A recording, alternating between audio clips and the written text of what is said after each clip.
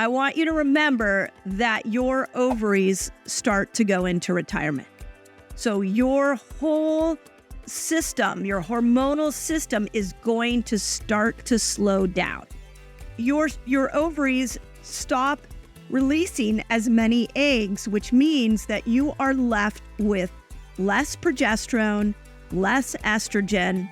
When you are losing estrogen and progesterone because there are less eggs being released, you are not just losing those hormones.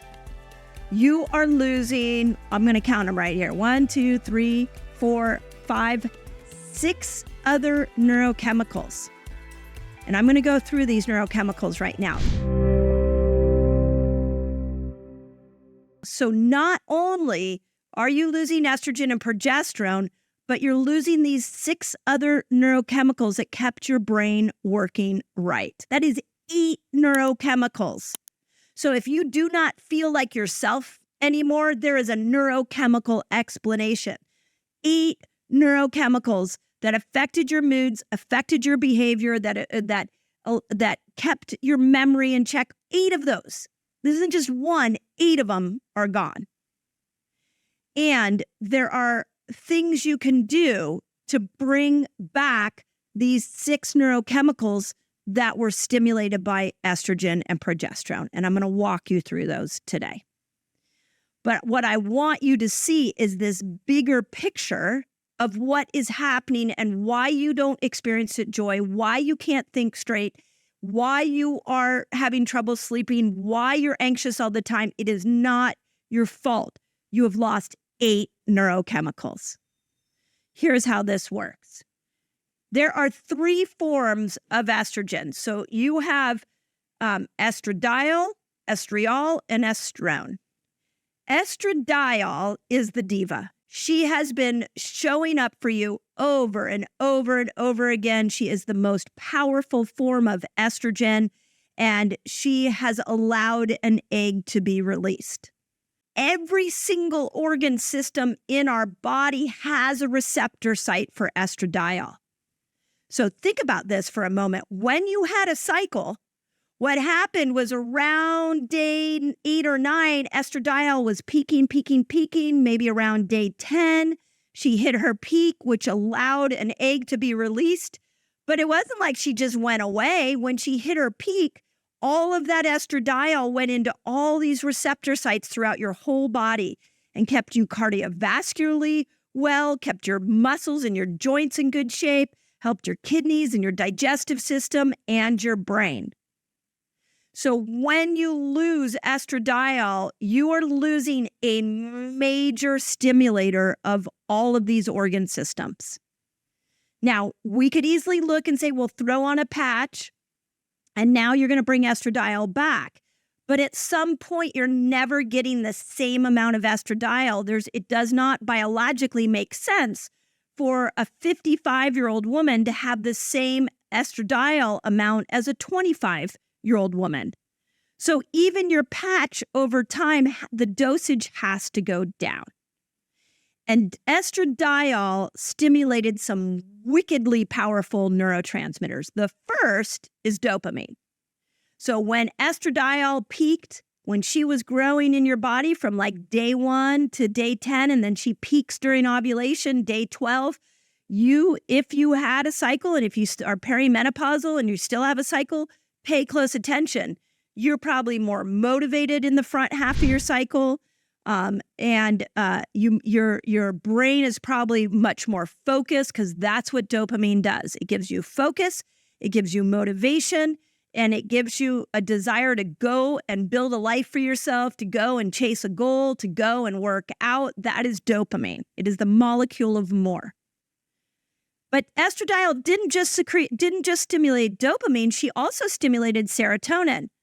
Specifically, the world famous receptor site that's getting a lot of attention right now in the psychedelic world, and it's the 5-HT2A receptor site for serotonin, and estradiol stimulated that. So in this front half, in this follicular phase, or if you've been in ovulation, if you've been following Fast Like a Girl, I call it the power phase 1 and manifestation phase, you were getting a massive dose of dopamine and serotonin that kept you happy.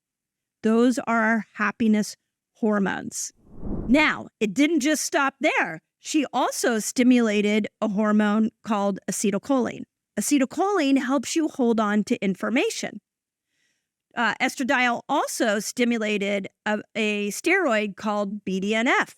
BDNF is like Miracle-Grow for your brain and made it so that your brain could create new neuronal pathways so you could learn new things. BDNF is massively powerful to keep the brain sharp as the years go on, and estradiol stimulated that. And she also stimulated oxytocin. This is the most recent thing that I found that is just blowing me away. So check this out. This is how brilliant your body is designed. When you had a cycle, the days leading up to ovulation, as estradiol went up, so did oxytocin. Oxytocin followed estradiol. Okay, well, what does oxytocin do for us? Oxytocin is our bonding hormone. It makes us feel connected to people. So what happens when estradiol goes away? We start to feel disconnected.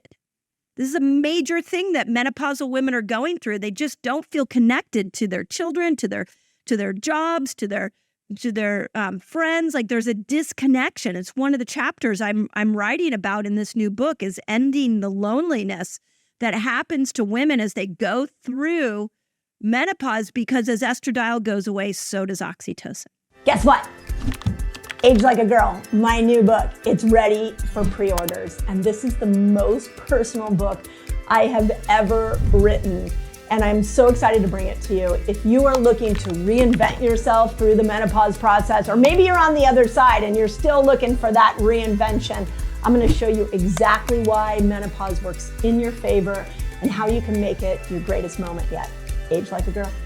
So one sex hormone, or as I love Dr. Gersh says, one life hormone, made 5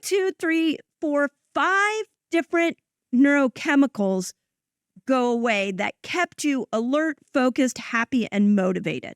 So if you're 48 years old and you're hearing this for the first time, I want to reach out and give you a hug, because I want you to realize that it is not your fault that you feel disconnected. It is not your fault that you're struggling to hold on to information. It is not your fault that you can't read a book like you used to read a book and hold on to that information. That is a neurochemical shift that happened, and I want to give you the solution for it.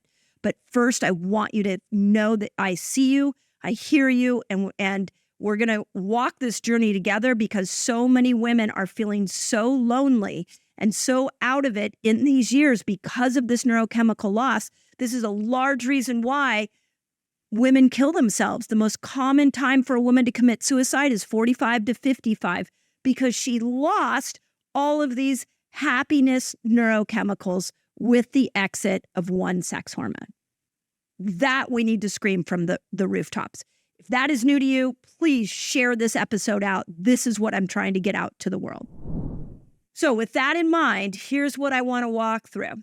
I'm going to go through each one of these neurochemicals, and I'm going to talk about what science is saying that we can do to bring these neurochemicals back online. Dopamine. Dopamine, think of it, it's the molecule of more, but it's what drives you to a goal. So I've heard a lot of women say they don't feel like working out anymore once they go through perimenopause.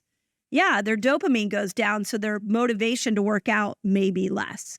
Some of them, the motivation to work out relationship problems might be less. So there's a lot of places that dopamine shows up for us. We also can get, like I can tell you that I have found over the years, over my perimenopausal years, that I've just become more and more and more of a dopamine junkie, because my body's not making as much of it. So I have to go searching for it. It's like addicted to go search for it. So it'll search for it in buying things, it'll search for it in eating food. It'll search for it in new experiences. I just came back from 4 weeks in Europe, and I am in the process of resetting my dopamine system because it was so exciting, so many things going on that I was like, I gotta I got to reset the system, and resetting your dopamine system is no fun. It's been last couple of days have been a little brutal, but I know that they're really going to help me be able to get small joys out of life. When you're dopamine saturated, nothing brings you joy. The trick with dopamine is that you want to create momentum. You don't need motivation with your life or your goals. You need momentum. This means you want to create small little wins. So if you are trying to lose weight and it feels like a daunting task and you're in your perimenopausal years, we need dopamine to get you to the gym.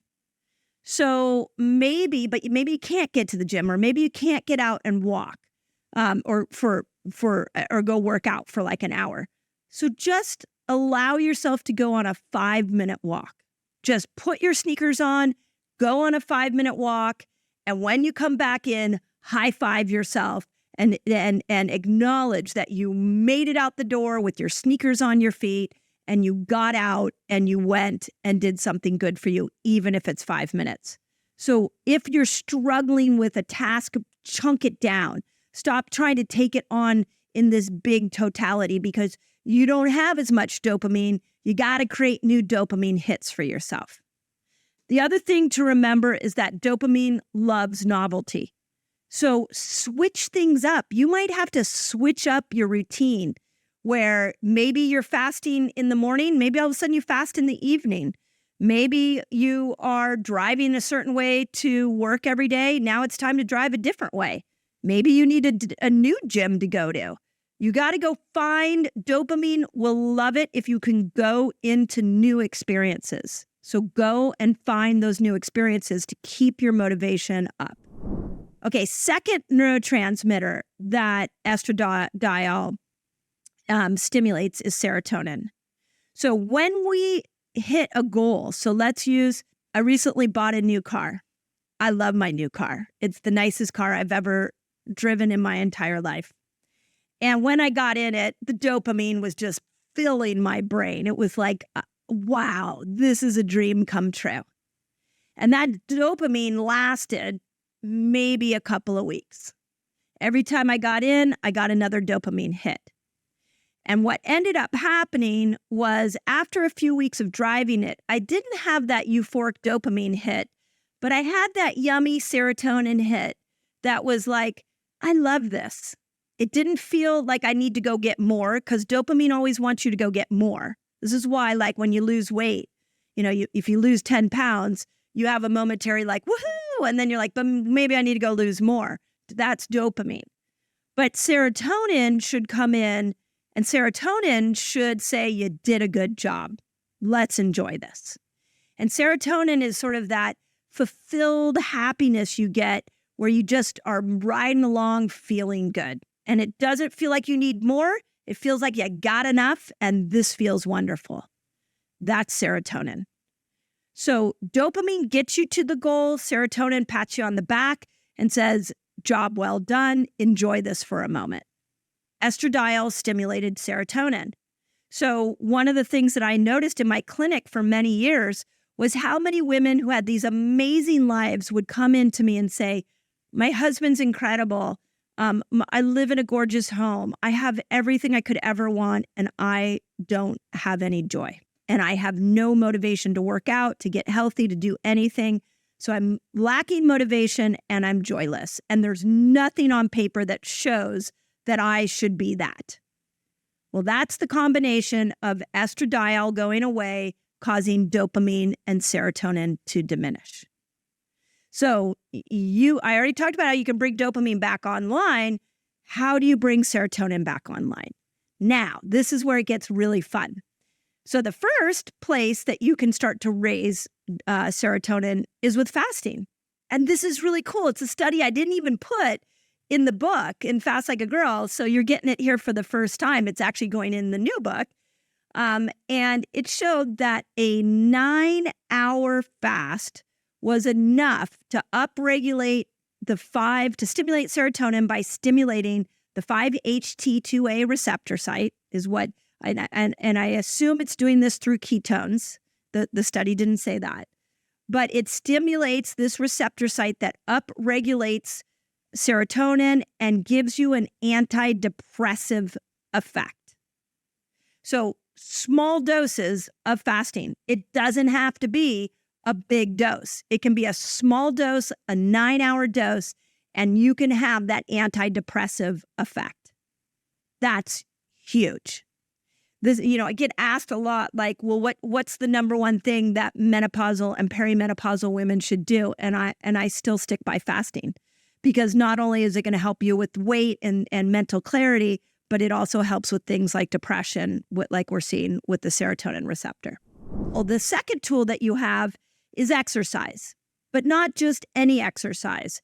If you want to get more serotonin, intensity matters. The higher the intensity exercise, the more you're going to stimulate that receptor site that will upregulate serotonin.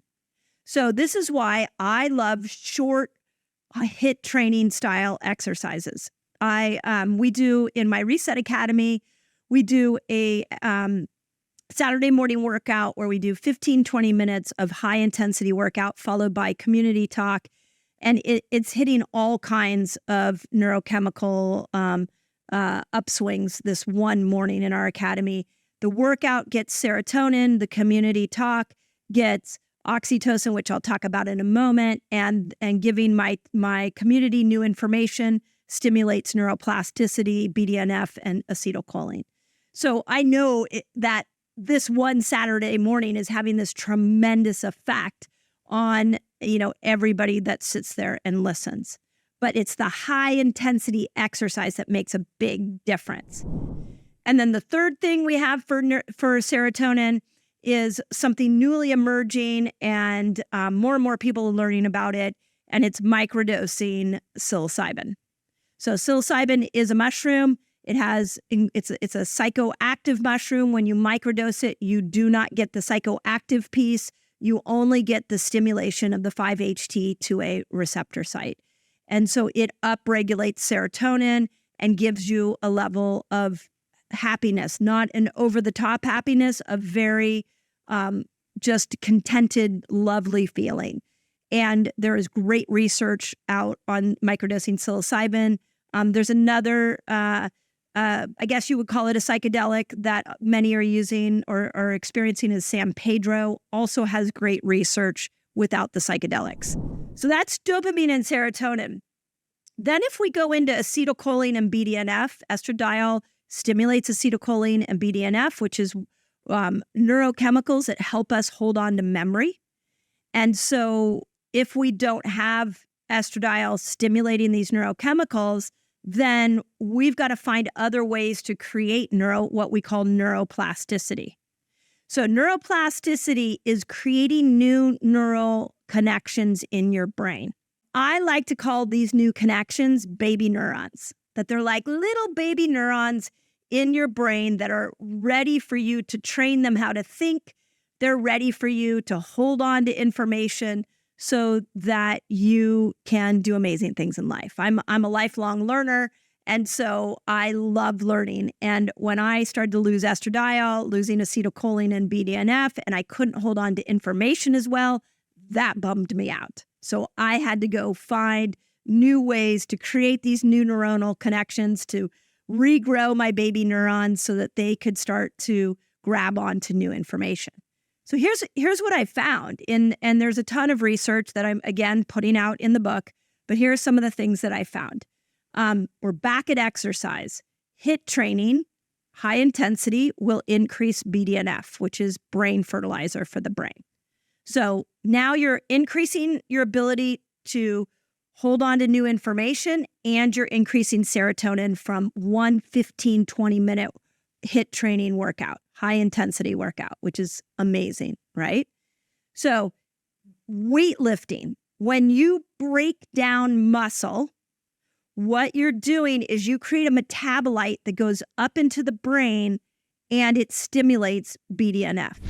When we build muscle, remember, weightlifting, what you do is you break muscle down and the intelligence of the body goes in and builds it back up stronger, which is amazing.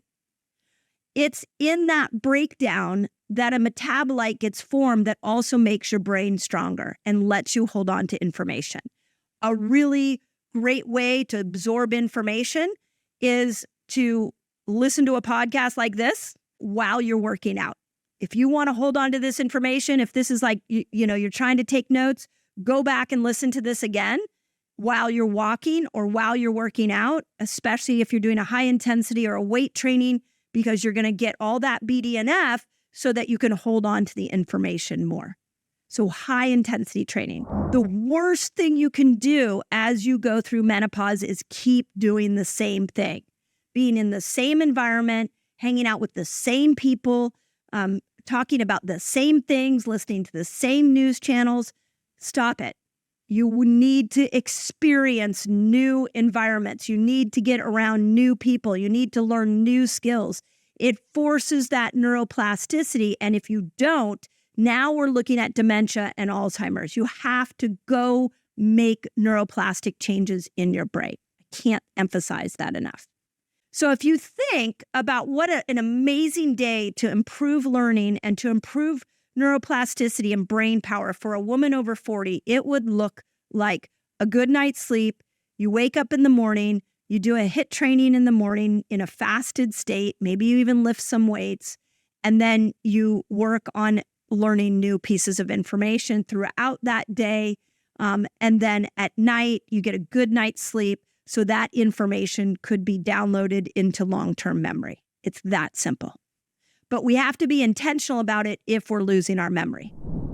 Okay, and then the last neurotransmitter that estradiol is stimulating is called oxytocin. It's my favorite neurotransmitter, and it's what connects us. And I, again, full transparency, one of my promises to all of you is that I'll always show up the most authentic person that I can be.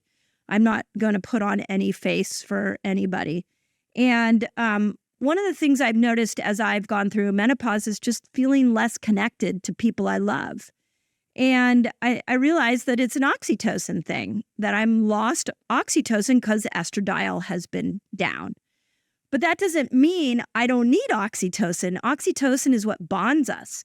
So there's a lot of ways that we can get oxytocin. Getting out for a hike in nature. Nature will bring down cortisol. Breathing in the air from nature can increase oxytocin.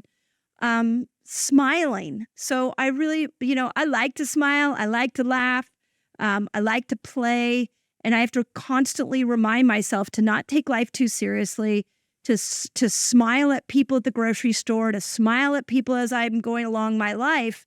Because not only am I giving them oxytocin, but I'm also giving myself oxytocin. Another incredible way of getting oxytocin is touch. So I've shared this before. If my kids are around, they're always getting a hug from me. And I always tell them it's for my oxytocin benefit. So I am a touchy person. I hug people all the time. And I used to think of it as a way to connect to people, but now I realize it's how I get my oxytocin, which I love. I also have been leaning more into modalities of touch, like massages.